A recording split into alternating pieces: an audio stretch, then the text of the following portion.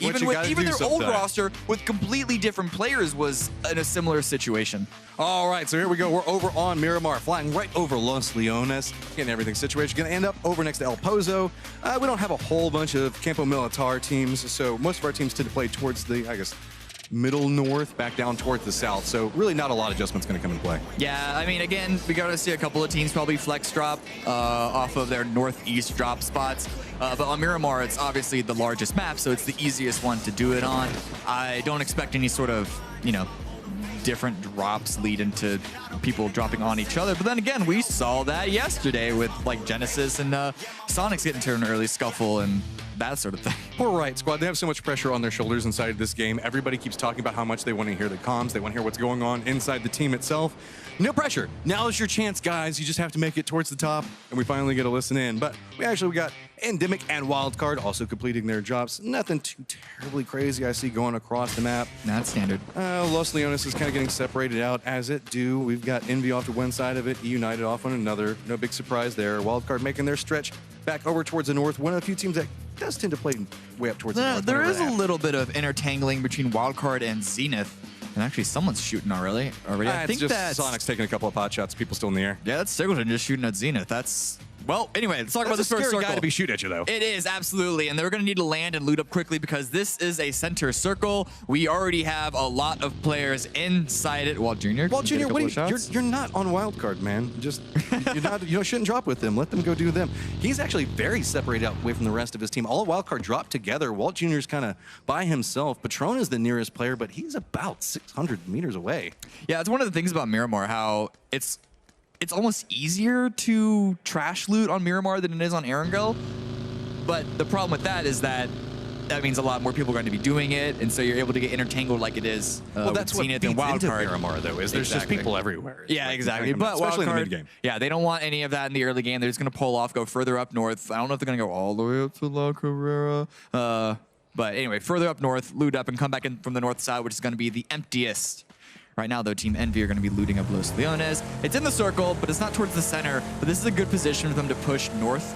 That's the most common play we see them. Exactly. For them to go for that hills just to the northeast, play around that, see if they see anybody rotating, sometimes doing the 2-2 split on the two different hills in that area. Yeah.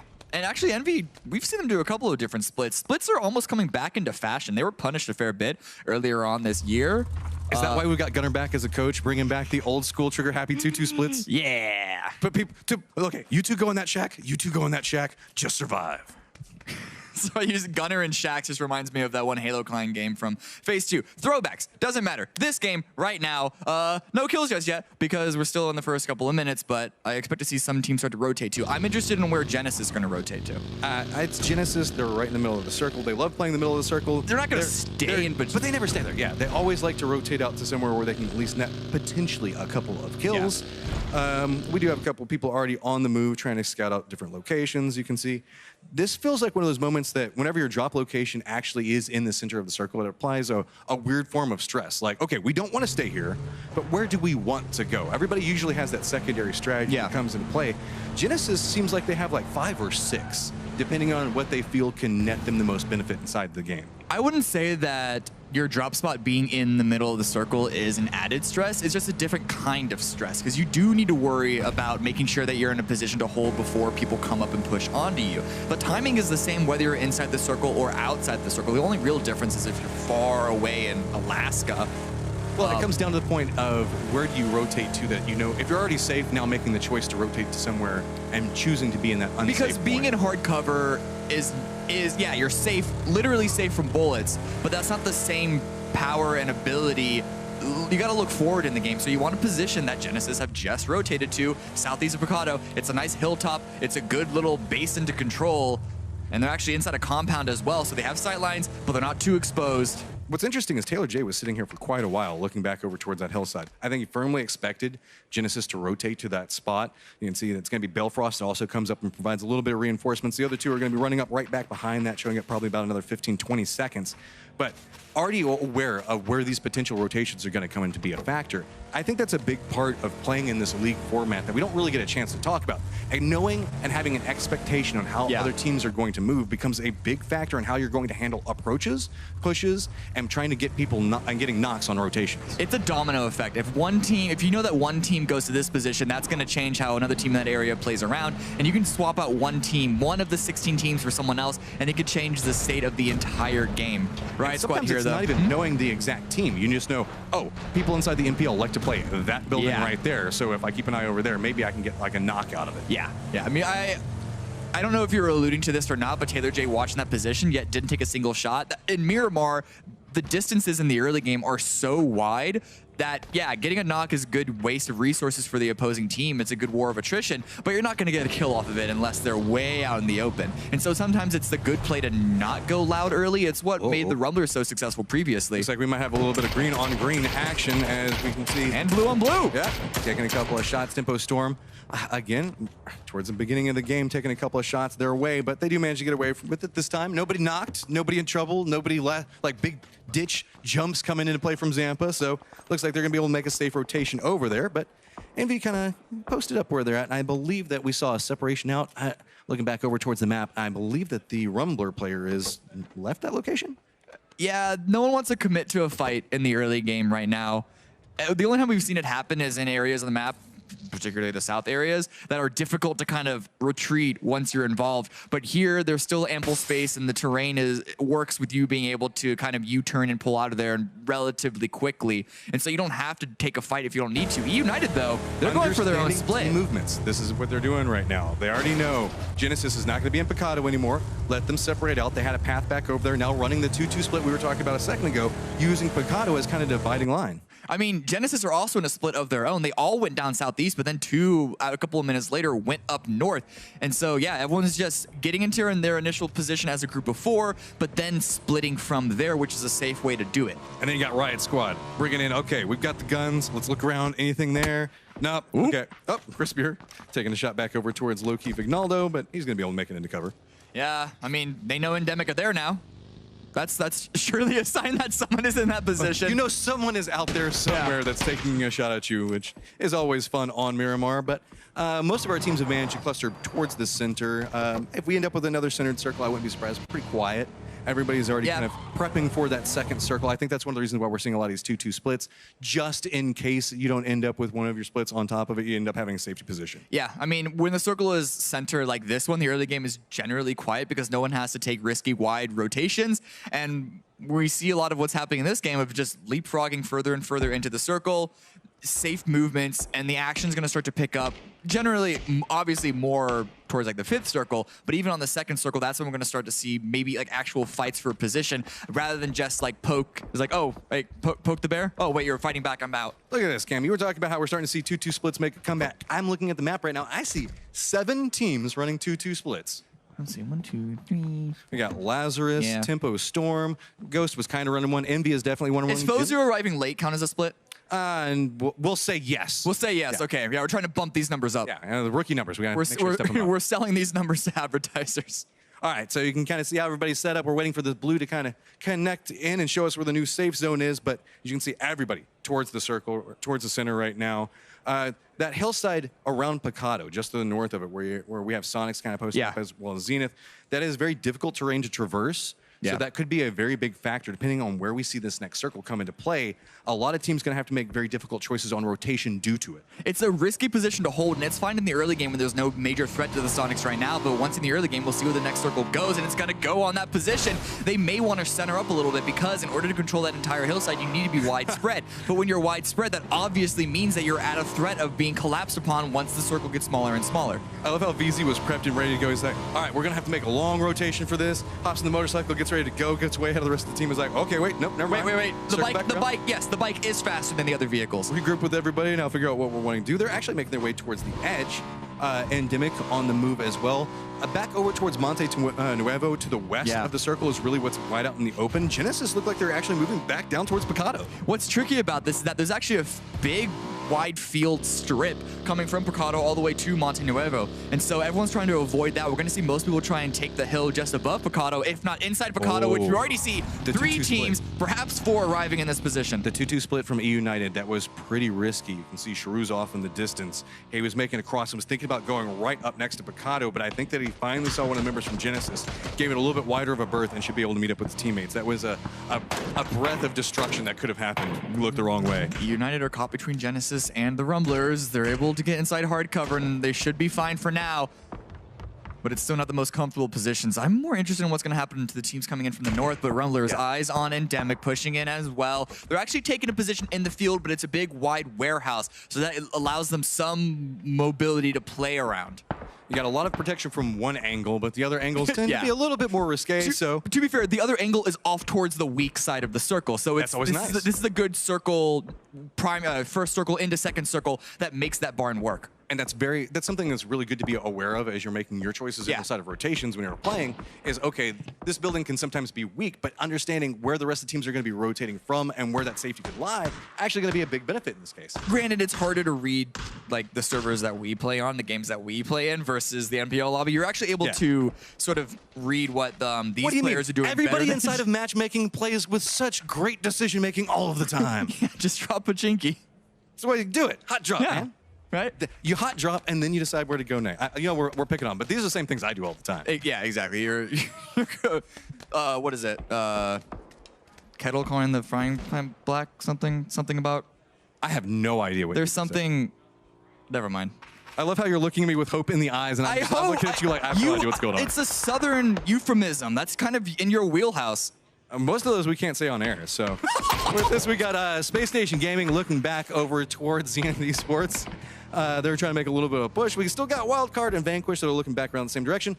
No one has died yet. Everybody is still just trying to look around and get a feel for what's happening next to them. Fair number of shooting. And I like this play by Zenith. They recognize that they're on a open side of the circle, and so that gives them the freedom to slow push up the hill, which is a quiet push onto SSG. They're looking for an opportunity to get a knock and perhaps push off of that. SSG aren't giving it to them just yet, but look at this wide rotation by Patron and Wad.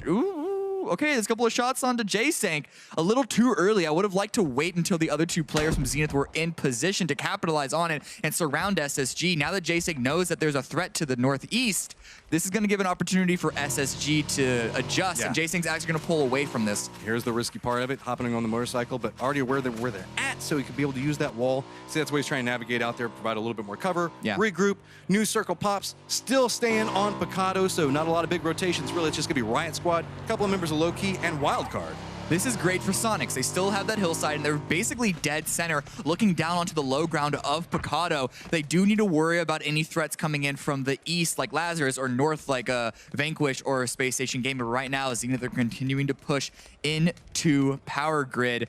SSG gave them space. They're going to easily take it. Would have liked to get a couple of kills to take that space, but still, space is space. Here's the thing whenever you get one of these games inside of competitive, where it's kind of quiet and everybody's looking towards each other and everybody's gathering information, it's just pouring gasoline on the map is what's going to happen. Sooner or later, somebody's going to light the match and a fight's going to happen, and then everybody is in range of each other and just going to go crazy. Like, on the map, you see a lot of shots going out and being thrown out, but the amount of cover that's still in the circle means that knocks are hard to come by, and when they do, it's hard to capitalize on them just yet. We'll see what happens once Phase 3 closes. We're still waiting on a couple of teams to get inside the circle, and it's likely, just looking at how packed the circle is right now, that that's going to be the match, as you alluded to. This is interesting that we've seen Zenith move into this position with those couple of shots towards J-Sank. Space Station Gaming kind of retreated away from it quite a bit, and it has handed over the northern part of that location towards Zenith, but Wildcard, one of the last teams that's going to be making their way towards the circle. It's them and Riot Squad right now. And Wildcard, this is not a circle you want to be late on when there's nobody dead yet.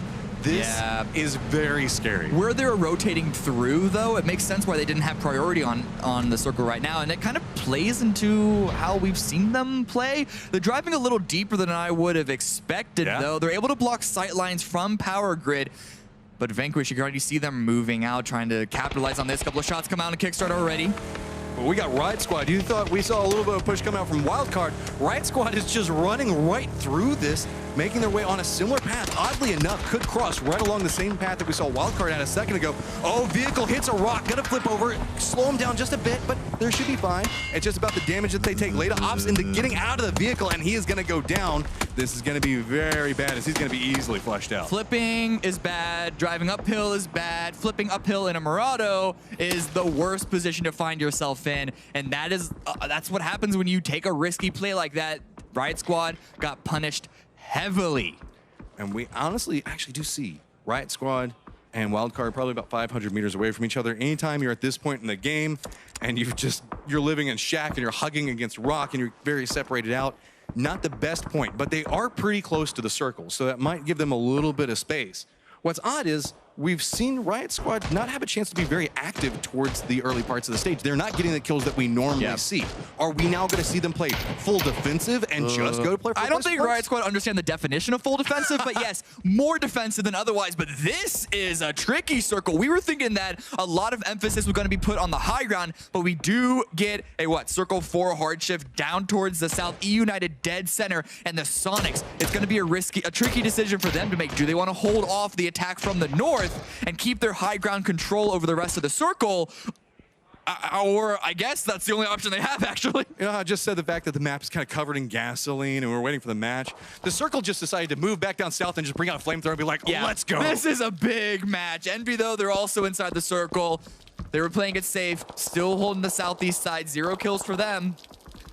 Envy looking back over, taking a couple of shots. Tempo Storm's trying to hold the angle. Both these guys are inside the new safe zone, so no real direct pushes that we're going to see come out of them. Really, it's just a matter of can they get much out of it. We're towards that point where you're just trying to burn armor, trying to get off meds, make sure that people are having to deny as much resources as you can. I think we're past that point. At this point, we're going to start seeing people actually push onto kills, and K-Mine dropping Shrimps is a good start, but Tempo Storm, they're going to want to egress onto Envy. Interrogates holding the angle, but the smokes are there to block it. Tale as old as time. Ghost making a push towards Picado, and look at that. There's K-Mine and the rest of the boys sitting there waiting for him. Tempo Storm does have themselves a nice little dip, so with the exchange of bullets going back and forth between Envy, not a lot of worries, but look at Moody's positioning on this, and look at Player One Esports just to the other side. This is what's really denying a lot of Tempo Storm's movement and potential and what they can get out of this. This is a tricky spot for Tempo. They've historically been so good basically being a wild factor on the edge of a circle, playing not in hard cover, but rather on soft terrain. But it's been, sliding in sharp shot hasn't been the cleanest of roster moves. I love this. And we can see how it's not the cleanest game for them so far. Player One, they with the shift in their direction, say, great, we know that no one's coming from this way. We can throw 3 of our 4 players out to slow crawl up this hill and try and punish Tempo Storm. When was the last time we saw slow crouch walk? It's Ninja Gaiden up in here. I know. Everybody else is playing Battle Royale. These guys are just straight up playing espionage games, trying to creep up right back behind Tempo Storm. And I don't think that Tempo Storm is aware of it. They're moving into a position where they're going to be vulnerable from Envy as well. We're seeing a lot of fighting happening on the east side. Zenith did a hard rotation, as well as Lazarus into Ghost. But Player One, they are playing it slow and simple. Tempo Storm have continued to push forward. If Player One spot them out, this could be a massacre. I feel like Player One is kind of confused. They made that long push over there. They get up there and they're like, where's Tempo Storm? And Tempo Storm is just charging to the next I think spot. they're backing off. I think they're backing off. They don't want to overcommit onto this, and that's a smart play. They don't want to split from David too much. So a couple of small skirmishes that are happening on different parts of the map right now. It's back over towards the northwest where we got the remnants of it's going to be Riot Squad and a little bit of trouble. Space Station Gaming over there as well as Vanquish Gaming. I lied. They're not backing off at all. Lampalot's prepping a nade. At this point, you're just redneck fishing, throwing out a couple of grenades, think of maybe you can get something out of it. You never know. Just better to check the dip than to walk over that hill, right? Well, they actually have a sightline. It seems they got a couple of shots. Tempo Storm are trying to cross the road, and this is the opportunity you want to take. Another nade's going to go out. I don't know if that one's going to go far enough. They're already still. across the road, man. They found a dip. Yeah, they just snuck into a dip this entire time. But Moody is still here from Envy. I want to see this play happen. He's not inside cover. He's actually crawling up the low side flank. And still, he hears what's going on around him. He probably heard Tempo Storm move, and he was like, all right, guys, I'm just going to kind of chill here. Should be safe.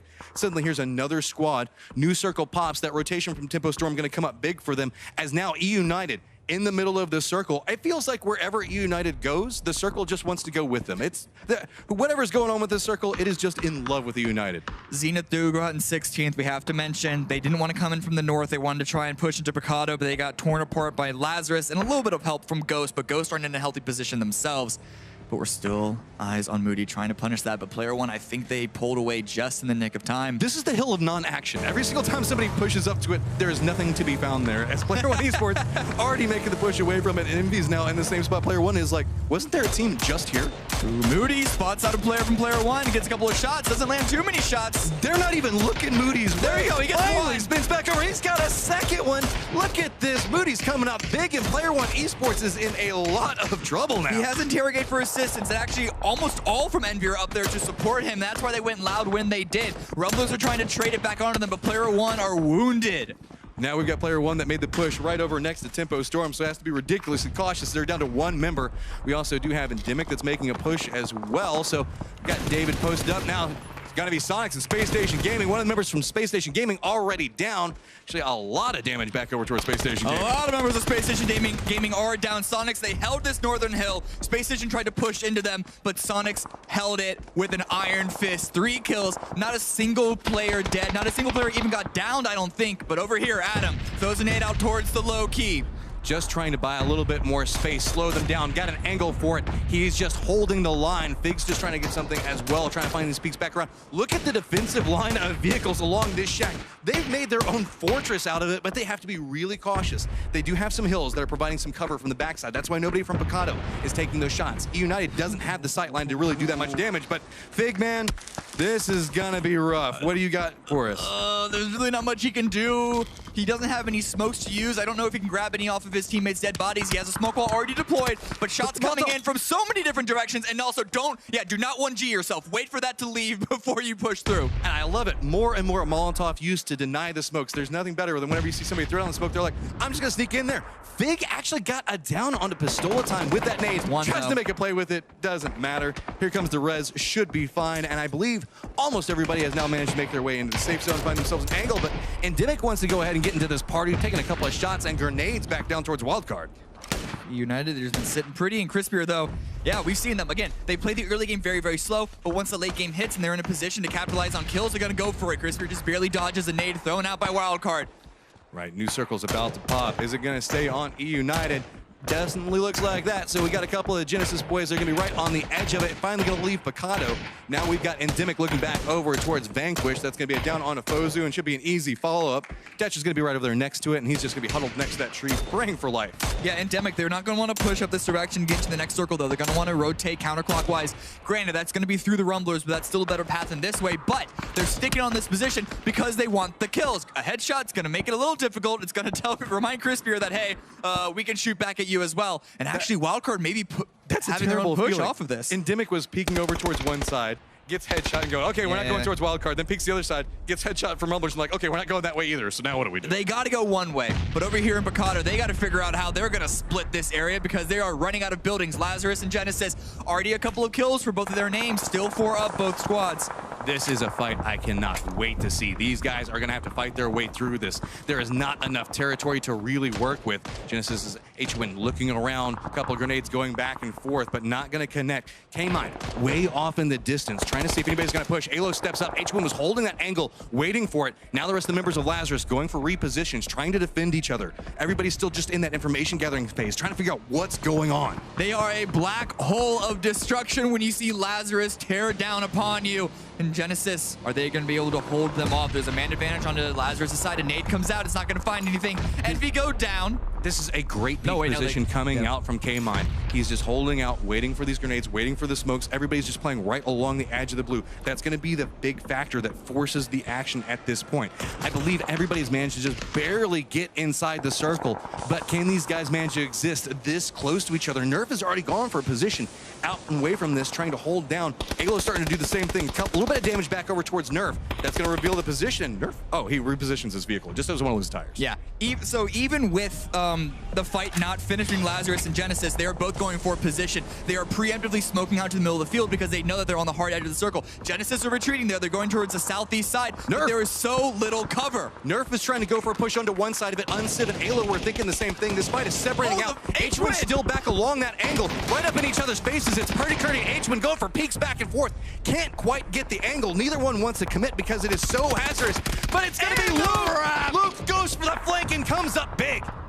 Purdy played that perfectly. He didn't overcommit to the fight because he knew his teammate was wrapping around. What are the rest of Genesis going to do? They are now further into the circle than Lazarus, but with 2 players down there in a heavily weakened position. Can Luke get out of this position? You can see K-Mine's trying to hold the angle. Nerf having to hold back 2 members. It's essentially a 2v1 on 2 different parts of this. Genesis also has to contend with E United, taking a couple of shots, and it's going to connect from Microfry, getting that down onto K-Mine. Now it is just Nerf. This should allow Lazarus to slowly creep their way back out and forth, depending on how Rumblers decide to play this. United, they've been, I'm not going to lie, they've been gifted the circle time and time again, but let's see if they can capitalize and get a couple of kills off of it as well. Rumblers, 8 kills to their name. This is a completely different Rumblers than we saw week 1, and they are going to continue to push it up north, putting the pressure on Genesis, putting the pressure on Lazarus. They need to get into the circle.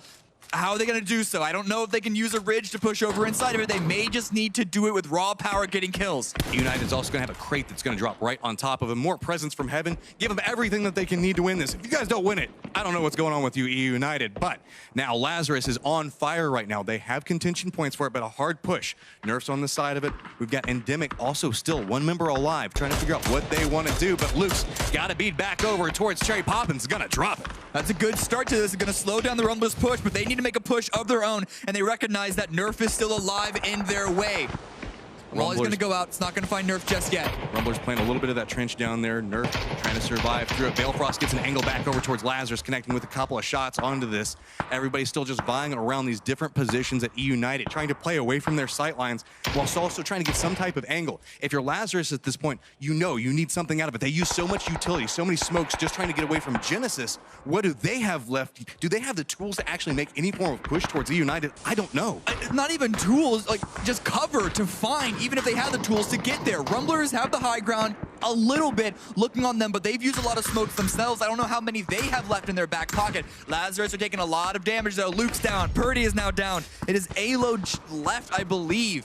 But Nerf, he's actually going to make an aggressive push onto the Rumblers. Has to decide. Nobody wants to make that push over to where E United is at. So now Nerf, realizing he might have a moment, he got gets one. The shot zone to loss. Is he going to go for the flush onto it, trying to line up, playing outside the blue? He's going to draw a little bit of attention. He is going to be able to at least get the flush back over towards it and going to go down, but that's going to do some damage towards Rumblers. And he does what are they going to do? Yeah, he gets that last point for them. The Rumblers, though, they're still not inside the circle. Or at least comfortably. There's really not a lot of cover. You can see all the shots from United. Reload. He's also going loud. He also wants to try and find points. And he regrets it, because the moment he does, definitely. he instantly goes down. Alo's just crawling along next to the blue. E United still has 4 members up right now. Rumblers has 3, but they have a little bit of support from Alo off to the side. Taylor J lines it up, and you can see Balefrost Shuru on top of this right now. New Circle Pops still favoring back over towards E United. Rumblers still having to figure out what are they going to do, but Alo does at least have himself up, I guess, a little bit of shrubbery to hide behind. Rumblers and Lazarus need to make the decision. They should know that E United have at least 3, if not full 4 up in the compound, in the dead center. So with this wide field push going to be required for them, do they even go for it? I could easily see all 3 remaining players just die to the blue. I mean, everybody that's not inside the safe zone right now is trying to figure out, what do we do? There's no safe zone. There's nothing we can do. Every single time they look up, look, it's just like zigzag. Oh, that's not going to come out from it because Balefrost showing up big. Rumbler sitting on 11 kills. They still have 1 member up, but it's going to be a Herculean task to get anything else out of this. Cherry Poppins is not in the safest of spots. Stab's going to take a little bit of damage, almost go down off of that, but that's going to draw attention. Waldo has to duck down, but look, we have Shuru and Taylor J. Just realize, okay, look, let's just stop. Let's just let them go for their positions. We're going to go ahead and just push right up, not let them do anything with this. It's just 1 person left, and Waldo realizes it's too dangerous. I don't want to give the points over to the guys that are at the top of the leaderboards. With this, it's going to be E United walking away with a round win and 8 kills. Just barely. He's able to die to blue before the push from E United comes out in his direction. Still, though, I mean, E United, they held control of it. What are you going to do? Whenever the circle's just like, hey, man, you don't have to do anything in this game. We'll just help you out. They at least managed to get 8 kills out of it.